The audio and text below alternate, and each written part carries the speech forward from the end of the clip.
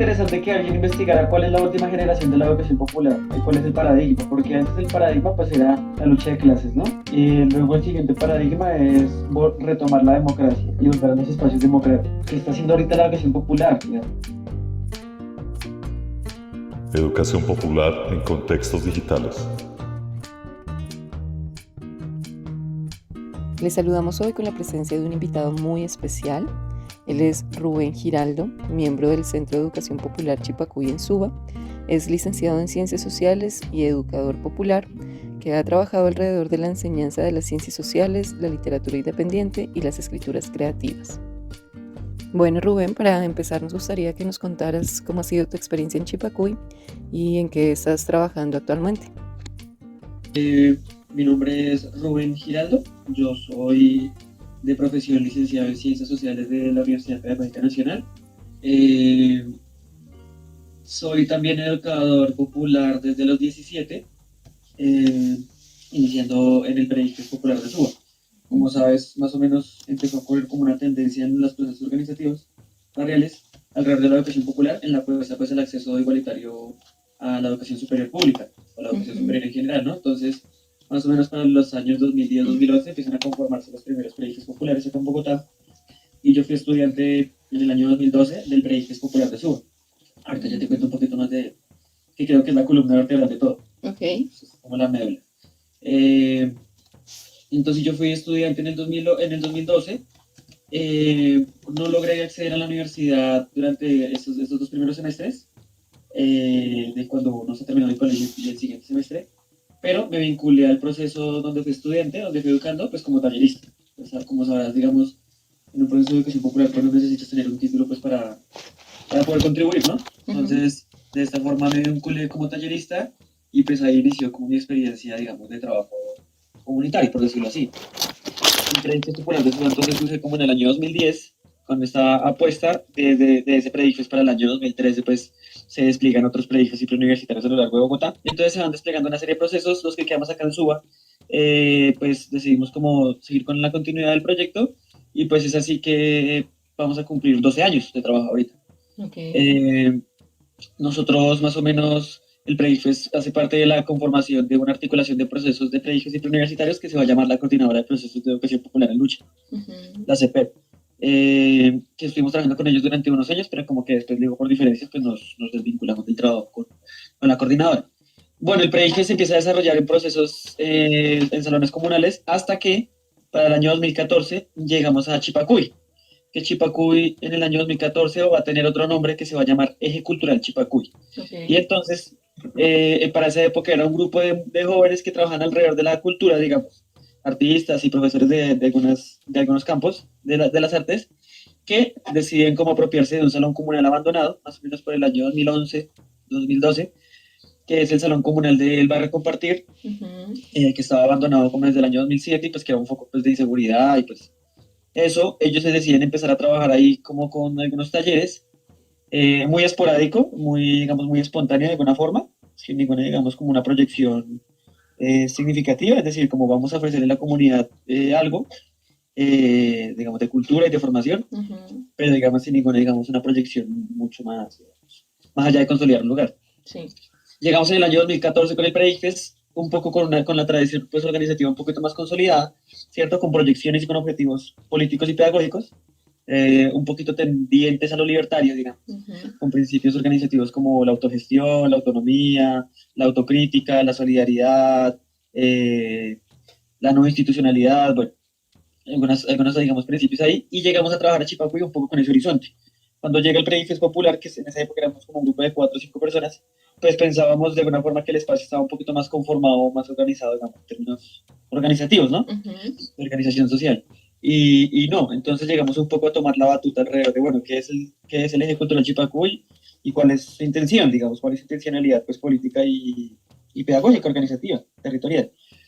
Entonces, cambiamos digamos, como que la fuerza y el peso organizativo que tenían las 5 personas de Preíges cuando llegan a Chipacuy, pues hacen que las personas que tenían, digamos, un trabajo muy espontáneo o un poquito flojito, digamos, en términos de la inmediatez, digamos, de hoy doy un taller y ya, ¿cierto? pues hace que esas personas se desplacen, digamos, se aburran del proceso y de la seriedad que estaba tomando, y el PREIFES entonces decide cambiar la denominación de Chipacuy, del Eje Cultural Chipacuy, a Centro de Educación Popular Chipacoy. Entonces, como se conoce actualmente, más o menos para inicios del 2015.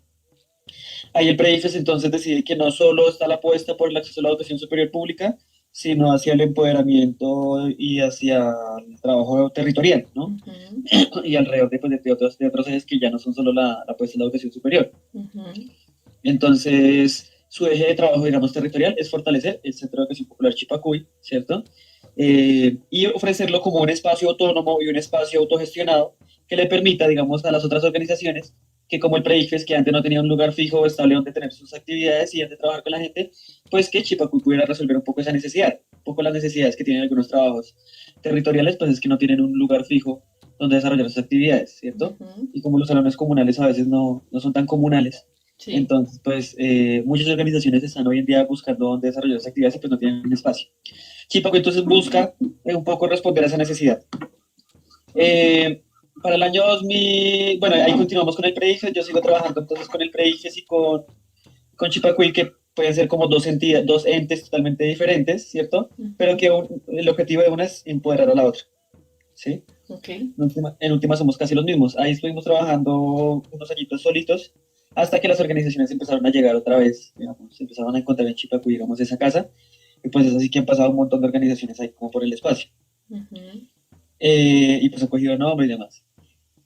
Para el año 2019, uno de los salones que están adentro del Chipacuy, pues que lo teníamos como para de bodega de libros y demás cosas, pues decidimos decir que vamos a construir una biblioteca popular ahí, en el salón, ¿no? Uh-huh. Y entonces, buscando, digamos, una identidad y demás para esta biblioteca, decidimos ponerle la Lola, uh-huh. o Lola Sendales, ¿no? Entonces, le hicimos un loguito como con una tingua y ahí empezamos a desarrollar las actividades, y durante la pandemia nos dedicamos en la biblioteca pues como a consolidar todo el aparataje que pues, requiere una biblioteca, ¿no? Estantes, buscar los libros, depurar la colección, sistematizar y demás cosas. Entonces un poco la pandemia sirvió para la Lola, un poco para ese fortalecimiento interno y para esa estructuración física y organizativa. ¿Y ahí siguieron los procesos formativos en medio de la pandemia?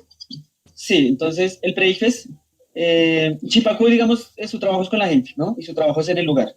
Entonces, cuando comenzó la pandemia, el PREIFES inició su año del 2020 común y corriente, los grupos de teatro. Bueno, entonces Chipacuy tiene varias organizaciones, ¿no? Tiene, para esa época, para cuando va a comenzar la pandemia, tenía alrededor de 9 organizaciones, colectivos trabajando ahí. Unos un poquito más políticos que otros, ¿no?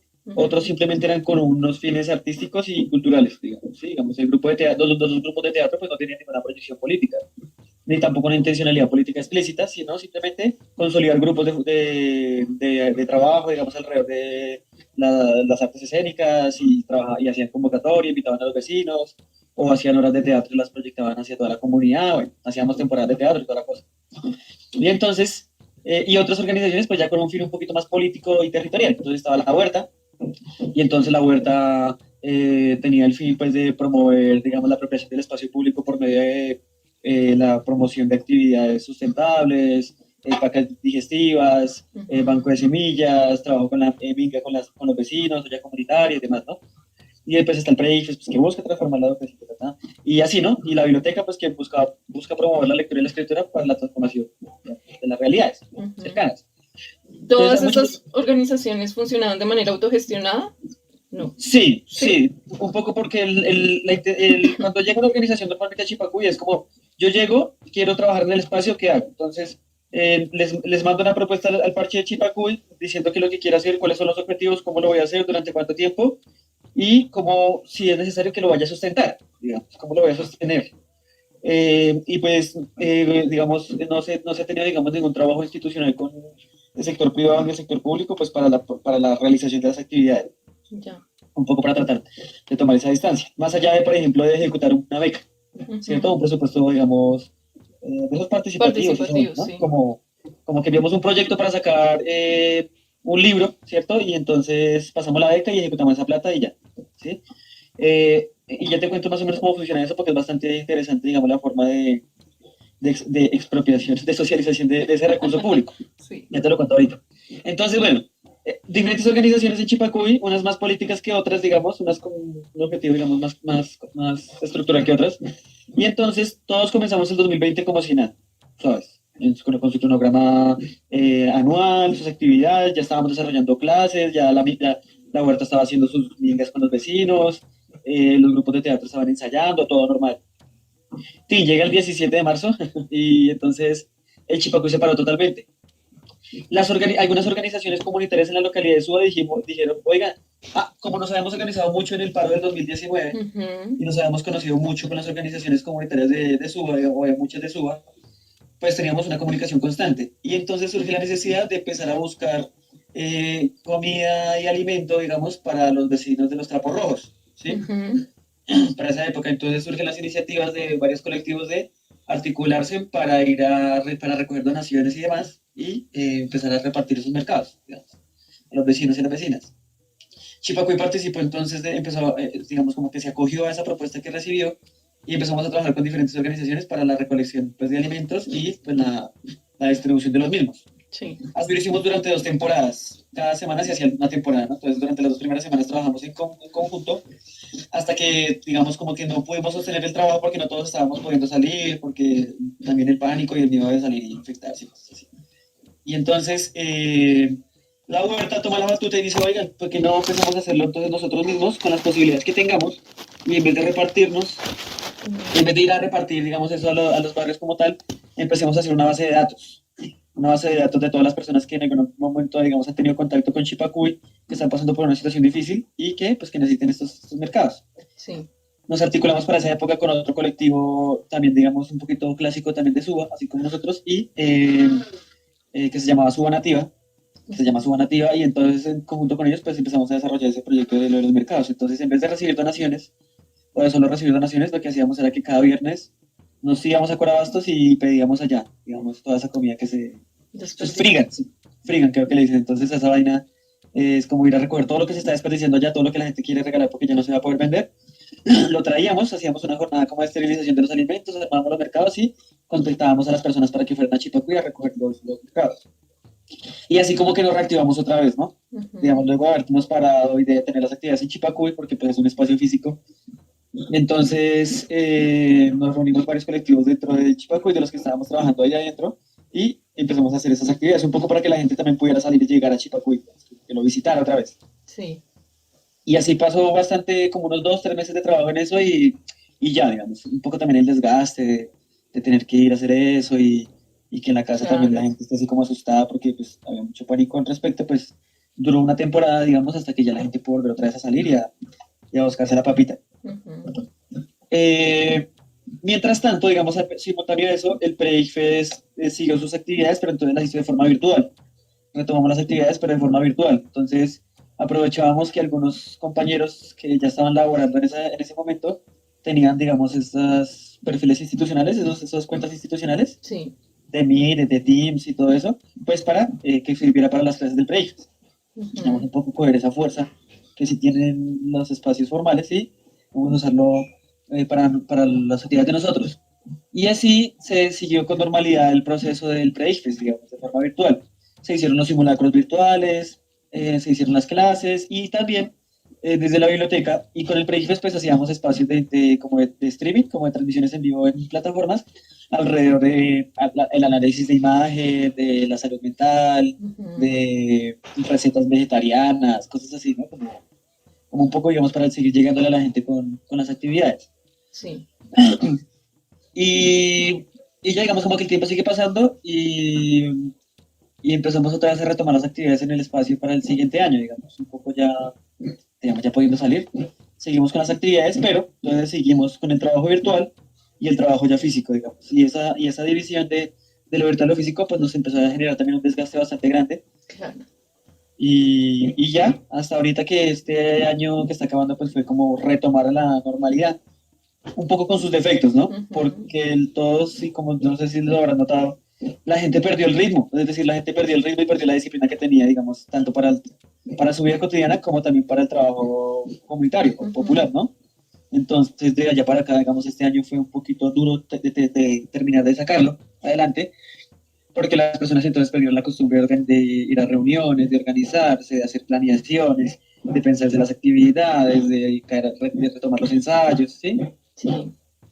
Y la comunidad también, es decir, no solo el educador, digamos, o el activista o lo que sea, sino también la comunidad. Entonces la comunidad ya no sale tanto como antes, ¿no? La gente ya no sale tanto como antes y entonces las convocatorias son un poquito más duras ahorita.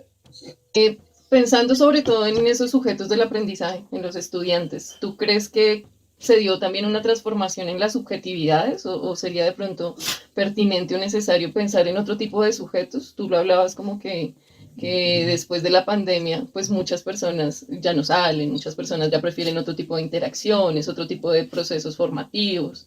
Entonces, ¿qué piensas de esos sujetos del aprendizaje, de los estudiantes, de las nuevas subjetividades? No sé. Ellos son las mayores víctimas de todo lo que pasó, ¿sí me hago entender? Es decir, ya están configurados en su subjetividad de una manera que ya no se puede mantener ni siquiera la misma transposición didáctica. La transposición didáctica toca repensarla totalmente, porque entonces el estudiante ya no... Antes, por ejemplo, el perfil del educando, digamos, en el pre-IFES antes de la pandemia, era una persona, digamos, de su colegio, digamos, que un poco marginada que se sentía marginada, digamos, en su colegio, digamos, se sentía muy bien dentro de Chipacuy, ¿cierto? Y en el pre-IFES, entonces estaba enamorado perdidamente del proceso, porque era un lugar muy bonito y muy parchado, porque los talleristas eran una recocha completa, porque también estaban aprendiendo, estaban criticando todo lo que veían, ¿cierto? Y llegaban al colegio y decían como, uff, no, después de recibir clase en el pre-IFES, volver aquí al colegio es más duro aún, ¿no? De volverse a encontrar. Y eran del hablar, ¿no? De venga, sentémonos a charlar y buscaban a todo el mundo para echar cuento y para tratar temas, digamos, que no los tratan en el colegio, que no los tratan, digamos, en su círculo, pero que en Chipacuy podían, y con los talleristas y con los demás estudiantes de otros colegios que no conocían, pues, tener discusiones y dialogar alrededor ¿sí? De cualquier cosa, del amor, del vicio, de lo que sea.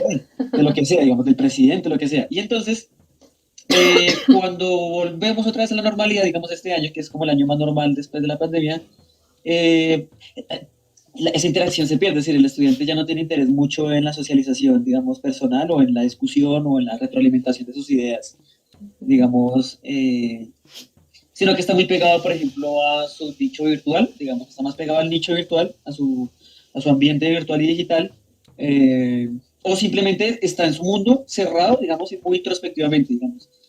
Hay personas muy extrovertidas, digamos, que llegan a ser amigos a donde sea, ¿cierto? Y hay personas que siempre están así como muy introspectivas, muy cerraditas, digamos, en su cuento y pasan desapercibidos en los espacios, ¿no? Y entonces desarrollan sus actividades, van aprendiendo, eso sí, digamos, pero, digamos, muy, muy introspectivos, muy encerrados en su mundo, digamos. Y después de la pandemia, pues la mitad del parche era así, ¿no? ¿Entender? Por otro lado estaba el pelado que está, digamos, muy condicionado por los medios y las redes, y por el otro está ese chico o esa chica darks, única y diferente que se cree solo y que se cree sola en el mundo, ¿sí me voy a entender? Y comprendidos y toda la cosa. Y entonces ese perfil se potenció mucho después de la pandemia en la población de los educandos. Y eso nos hace pensar entonces que ya simplemente generar un espacio abierto para la discusión y para la charla ya no es suficiente y ya no es atractivo. Ahora hay que ofrecerles algo más, digamos. Si es que se trata de buscar ofrecerles algo más, ¿no? Pero sí, el perfil cambió bastante. Y en el tallerista también. Pero tú piensas de ofrecerles algo más, que empezaron a ver, que era atractivo. Todo menos la retroalimentación de ideas y de conocimiento. El conocimiento ya no es atractivo, es decir, una persona inteligente o buscar ser una persona inteligente, digamos, una persona que explota sus capacidades de reflexión o, ¿sí? De crecimiento en sus ideas, digamos, por decirlo así, ya no interesa mucho, digamos. Y sigue interesando, claro, digamos, pero ya es una minoría, digamos. Si antes era una minoría, ahorita es un poquito más.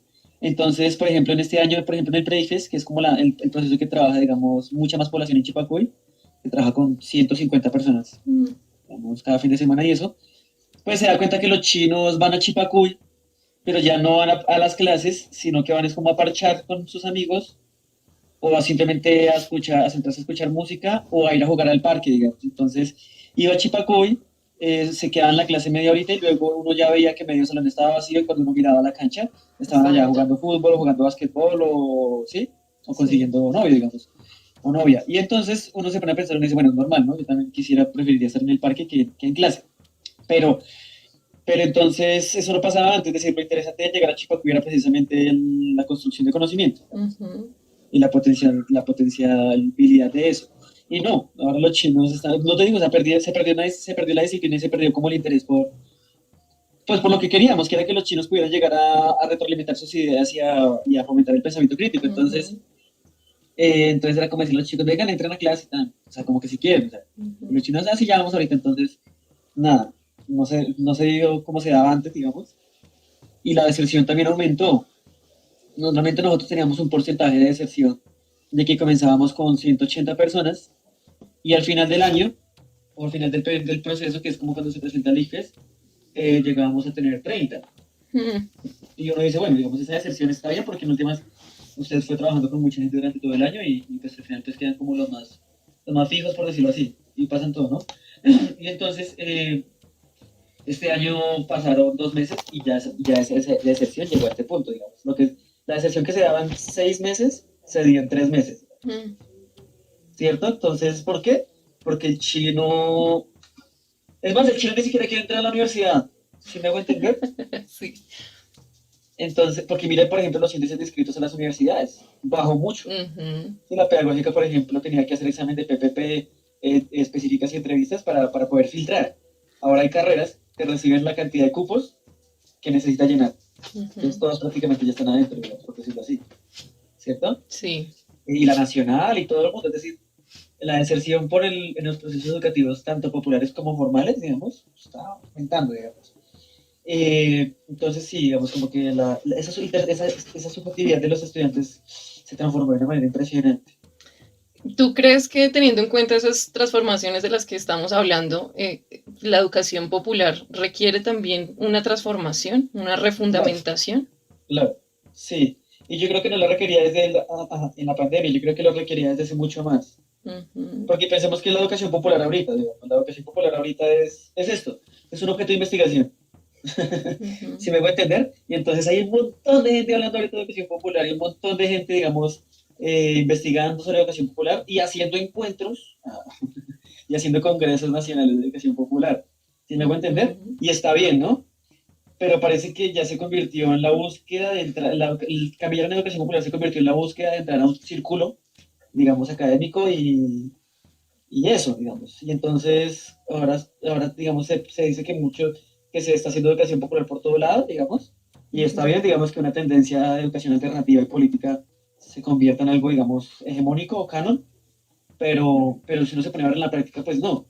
Y eso pasaba desde mucho antes también de todo este boom de la educación popular, eh, sería interesante que alguien investigara cuál es la última generación de la educación popular y cuál es el paradigma, porque antes el paradigma pues era la lucha de clases, ¿no? Y luego el siguiente paradigma es retomar la democracia y volver a los espacios democráticos. Pues, ¿qué está haciendo ahorita la educación popular? Digamos? Entonces, yo diría que ahorita la educación popular, el paradigma de la educación popular ahorita es el canon, digamos, de la educación popular, digamos, si me voy a entender. Y entonces yo creo que la educación popular tiene que refundamentarse alrededor de cómo es seguir fomentando el pensamiento crítico en unas generaciones que están totalmente rotas en su tejido social. ¿Sí? O sea, ¿cómo la educación popular va a fomentar el tejido social? Porque es que el cineforo ya no va. Si me voy a entender, el cineforo ya no va. Incluso la clase del pre ya no va. No, es decir, yo creo que tiene que ser atractiva la educación popular. Tiene que convertirse en atractivo.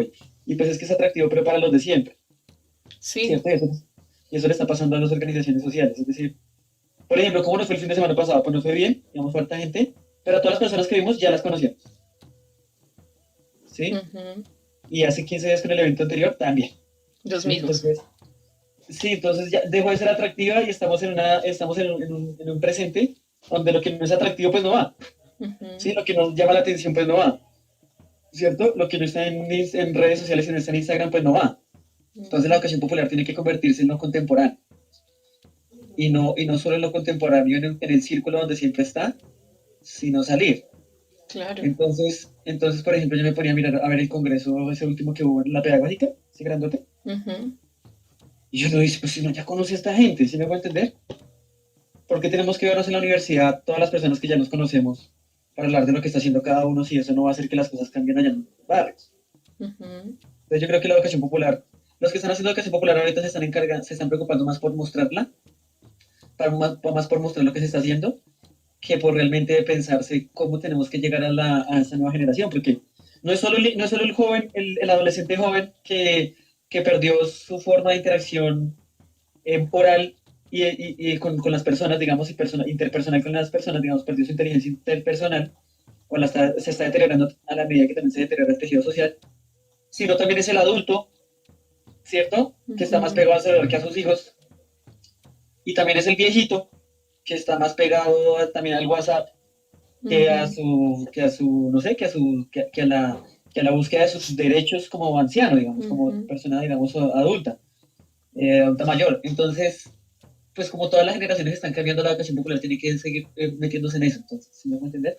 Claro, por supuesto. Va en relación con lo que veníamos hablando. El cambio de subjetividades, de contextos, requiere pues repensar y refundamentar muchas cosas, considero yo también.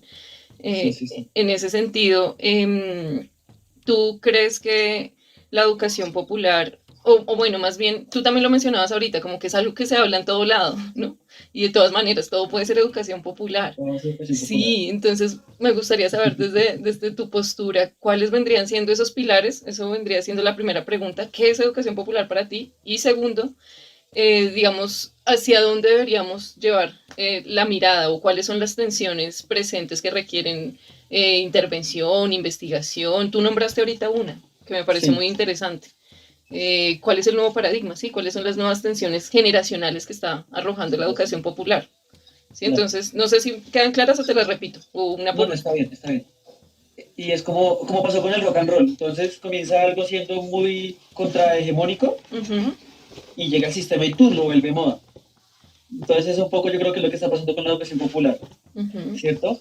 Y no está mal, digamos. Es chévere que algo contrahegemónico pues se vuelva hegemónico porque significa que creció. Sí. Y se posicionó. Ahora, se posicionó la educación popular, pero entonces, ¿por qué no cambió la sociedad? Entonces, si el objetivo de la educación popular era cambiar la sociedad, porque convirtiéndose en hegemónica la educación popular, o convirtiéndose en masiva, porque entonces el pensamiento crítico no se volvió también masivo. Y el objetivo era ese. Claro, uno dice, no, pues ocurrió el paro del año pasado, ¿sí? Ocurrió el paro del año pasado y eso significa que, pues, que la gente, digamos, activó su pensamiento crítico, digamos, o empezó a cuestionar un poquito más las cosas. Pero es que la educación popular, digamos, en términos fundamentales, pues no es creación de coyuntura, digamos, o no solo creación de coyuntura, sino transformación de las estructuras. Entonces, es interesante, digamos, o no toda la gente que cambió su forma de pensar en el paro, no lo hizo por medio de la educación popular tampoco. Porque pues Canal 1 no hace educación popular, ¿cierto? Entonces, ¿qué es la educación popular? Pues la educación popular es una tendencia de la educación enfocada en la formación política de las personas por medio del diálogo con ellos. ¿No? Entonces, claro, yo se le puedo decir qué pensar, ¿no? Y qué criticar. Pero si eso no surge de usted, digamos, y de la conversación que tengamos, pues no es educación popular, es simplemente formación política. Sí, la formación política puede ser unidireccional, pero se convierte en educación popular cuando es dialógica, cuando estamos tú y yo votándola toda, ¿no? Sí. Ahora, se pueden decir, digamos, muchas más definiciones de educación popular, ¿no? Y con los principios freirianos y eso, ¿no? Como del diálogo de saberes y la transformación de realidades y la alfabetización política, y está bien, digamos, es básicamente eso, ¿sí? Y entonces se hacía alrededor de la necesidad que tenían las personas en su momento, ¿no? Entonces, la educación popular debe corresponder a la necesidad, ¿cierto?, que tienen las personas. Si no responde a la necesidad que tienen las personas, pues no. Y si la necesidad de la persona es de protagonismo, entonces es una búsqueda individual más que una necesidad colectiva, digamos, ¿sí? Y eso no va para el educando, digamos, o para la gente, digamos, de la comunidad, sino para el educador popular. Es decir, para hablar de la educación popular, tenemos que hablar del educador popular. Y es que el educador popular debe ser una persona que entiende sus necesidades y entiende también las necesidades del otro y sabe identificarlas para ahí sí proponer esa propuesta educativa, ¿cierto? Sí. Es decir, que el educador popular es un lector, ¿cierto? Es un lector y es un escritor. O sea, es una persona que analiza realidades, que analiza realidades y, y trata de involucrar a los demás para la transformación de esas realidades. Pero la pregunta es, ¿se está haciendo? ¿El educador popular se está preocupando por su realidad y por la de la gente que lo rodea? ¿O simplemente está haciendo algo que le gusta? Y a las personas no les está gustando, no les está interesando tampoco reflexionar. Pero claro, digamos, se centran o en la sola práctica, ¿cierto? O asumen las reflexiones del otro como propias. Entonces lo que diga, perdón, o sea, lo que diga los hacendales, entonces es lo que yo debo reflexionar como educador popular, ¿cierto? Y no, digamos, ella tiene sus reflexiones, ¿no? como educadora, pero pues yo tengo que tener mi propia reflexión, ¿cierto? Y a la medida que todos los educadores populares empiecen a generar su propia reflexión alrededor de todo lo que pasa, pues ahí es donde empieza a dialogar, pero si me quedo yo solo en la práctica, digamos, pues se pierde, digamos, como esa rigurosidad o esa lectura que tiene que estar a cada ratito actualizándose. Entonces, tenemos que, si el educador popular tuviera esa capacidad de reflexión constante, digamos, y esa teorización constante, sabría que tiene que ser más atractiva para las personas y no tiene que dejar algunas tradiciones de lado. Y tiene que crear sus propias tradiciones, por decirlo así, ¿no? Ahora, entonces los paradigmas actuales. ¿Sí fue la segunda pregunta que me hiciste? Sí. ¿Cuáles son los retos actuales, las apuestas actuales? ¿Dónde pones tú, digamos, como el acento, el enfoque? ¿Qué es lo relevante que habría que mirar? La tierra, es decir, lo ambiental, ¿cierto? Ese es un eso es una bandera que hay que tomar, digamos. Y cómo empezar a hacer prácticas sostenibles, sustentables, digamos también, sostenibles ambientalmente, sustentables económicamente, ¿cierto? Y de transformación de las comunidades. Es decir, no solo para que no se nos acabe el mundo, digamos, sino también para que eso nos permita construir una comunidad, digamos. ¿Sí? Es que las comunidades están, digamos, ahorita muy rotas un poquito, digamos. Sobre todo en las ciudades. Hablemoslo desde las ciudades, digamos, porque pues es que lo rural ya es otra cosa, ¿sí? Lo indígena ya es otra cosa. Entonces, digamos, en términos generales, lo ambiental, digamos, es una de las cosas que hay que pensar actualmente, que seguramente no lo pensaba la generación de la educación popular de la lucha de clases, digamos, que estaba más centrada en el poder político. El acceso a la educación superior, el acceso a la educación, digamos, a una educación de calidad, ya sea primaria, secundaria y esto, por lo mismo, porque es que la gente ya no está queriendo estudiar, ¿cierto? Y claro, es que uno también se pone a pensar y pues uno no culpa a la gente porque es que aquí hay profesionales que tienen el mejor perfil de toda la vida, pero no tienen trabajo. ¿Sí? Entonces, ¿para qué se graba más gente si no va a poder trabajar? Sí. Entonces hay que pensar en eso, digamos, en volver a retomar ese interés por educarse, digamos. Es una bandera ahorita que es muy, muy actual, porque la gente antes se quería estudiar, las personas hace unos años sí querían estudiar. La gente se embotaba por entrar a la universidad y ahorita pues no tanto, digamos. Lo tercero pues tiene que ver como con el género, ¿cierto? Porque nos hemos dado cuenta entonces que llega un nuevo paradigma a la sociedad, así como llegó la lucha de clases por allá en 1800 y pico, que obviamente incomodó a un montón de gente, ¿cierto? Ahorita llega esto del género, que es una cuestión que nos lleva a pensar otras cosas de la sociedad que no pensábamos antes, como es un montón de desigualdades que no evidenciábamos, ¿cierto? Y que hay que trabajarle a eso, ¿no? Como a reflexionar y a trabajar alrededor de eso del género. Pues como para crear personas menos violentas y espacios más seguros, y espacios más participativos, más igualitarios de participación en derechos. Sí. Eso. Y lo otro puede ser alrededor de la dignificación de sectores de la población que no teníamos como objetivo antes. Entonces, digamos, los hacendales trabajó con habitantes de calle, ¿no? Alfonso Torres trabajó por allá con los barrios populares, con los barrios informales que se estaban legalizando, digamos, en su juventud. Nosotros trabajamos con jóvenes que quieren acceder a la universidad o al sector público, digamos. Pero hay que pensar, por ejemplo, en los derechos de la vejez. Entonces, cuando yo digo, digamos, como empezar a echarle ojo a esos sectores de la población que no teníamos antes pensados, incluye entonces el trabajo con comunidades LGBTI, ¿cierto? el trabajo con comunidades, digamos, afros o indígenas, ¿cierto? El trabajo con adultos mayores, ¿cierto? Sí. Incluso con niños pequeños. O sea, y es chévere un jardín popular, por ejemplo. Oye, sí. Que empieza a formar valores desde las primeras habilidades motoras y cognitivas. Y darle, digamos, una dignificación a la vejez. Sí. Todo eso hace parte de buscar como una sociedad más digna, digamos. Pero entonces hay que dejar muchas cosas atrás en el cómo. Este es el que estamos hablando del qué y para quiénes, pero lo que hay que reflexionar es el cómo, porque es que no le vamos a llevar allá al viejito, no sé, digamos, un tejido de telaraña o algo así. No, tiene que ser más, tiene que ser otra cosa, ¿sí? Eso es lo que yo más o menos, sí, como que pienso ahorita, digamos, que pueden ser paradigmas, como cosas, como los nuevos retos que veo ahorita, digamos, en la parte de sociedad que me rodea, en la parte de la sociedad que tengo cerca.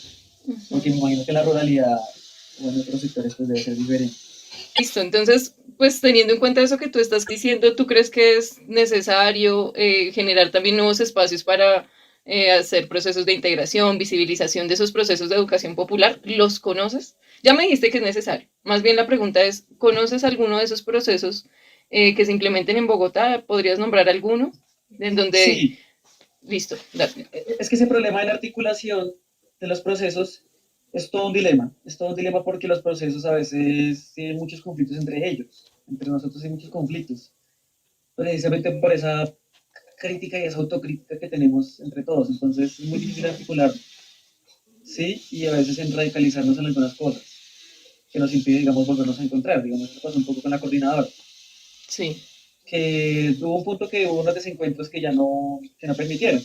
Entonces la articulación con la coordinadora, digamos, me permitió reflexionar un poco en, claro, esa articulación nos permitía encontrarnos a diferentes procesos.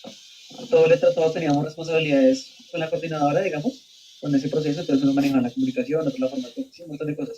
Pero realmente los procesos no se estaban sintiendo fortalecidos por la articulación, es decir, la articulación no fortalecía, ¿sí? Sí. Ese fue un proceso que seguramente ahorita haya cambiado, quién sabe, porque además es que la coordinadora pues gusta mucho en la opinión pública y está bien, digamos, porque igual es un proceso muy interesante en la gente, en los procesos. Pero por ejemplo conozco una articulación, parece que sí me parece muy bacana porque yo creo que sí responde a lo que uno piensa cuando se articula con otros procesos y es precisamente crecer y empoderar y brindar más posibilidades. Entonces, por ejemplo, existe la red de bibliotecas de Bogotá, de red de bibliotecas comunitarias de Bogotá, Revivo. ¿Revivo se llama? Revivo, con B larga las dos. Ok. Pues esa articulación es es una red de bibliotecas populares de Bogotá que está trabajando siempre en el encuentro de experiencias entre ellas y esos encuentros no solo permiten la retroalimentación de algunas cosas que funcionan, ¿cierto? Y que no funcionan también, sino en que los procesos cada vez se van fortaleciendo más porque es que la red sí le está brindando a los procesos algo. Es decir, no solo los procesos le brindan a la articulación, sino que la articulación le brinda a los procesos. Si me hago entender, entonces a partir de esa articulación, los procesos que hacen parte de ahí están teniendo cada vez más medios y están teniendo cada vez más recursos, digamos, económicos, ¿cierto? Entonces, ellos buscan la gestión de recursos públicos en el intercambio de red de bibliotecas, pero permite entonces que cada intercambio no solo le brinda a las bibliotecas que participan en el intercambio de experiencias, sino recursos físicos, ¿cierto? Porque es que una organización necesita también recursos. Entonces, nos ayuda a mejorar nuestras colecciones de libros, nos ayuda también un poco nos dieron micrófonos, todo entre todos nos gestionamos eso. Es decir, es un ejemplo de cómo la articulación debe también fortalecer en los procesos y no solo los procesos de la articulación, solo por articular. Sí. Es un poco ahorita cuando tú mencionabas lo de la articulación o el diálogo así como entre procesos, porque el reto creo que está en cómo esa articulación pues, podría fortalecer a las organizaciones y a los objetivos de las organizaciones. Sí. Por ejemplo, lo que pasó en Techotiva con eso de juntanza Techotiva. Si me hago entender, muchos procesos se organizaron para poder ganar una curul en el edilato de la localidad, ¿cierto? Y el edilato de la localidad pues ayuda a materializar los objetivos que tienen esas organizaciones que se unieron. Sí. ¿Cierto? Interesante eso. Bueno, Rubén, te quiero agradecer sinceramente por tomarte el tiempo para estar aquí. Tu experiencia, tus palabras y conocimientos han sido muy valiosos para la audiencia, para quienes nos escuchan y por supuesto para nosotros. Esperamos verte nuevamente y esperamos poder volver a tenerte en este espacio. Muchas gracias. Educación popular en contextos digitales.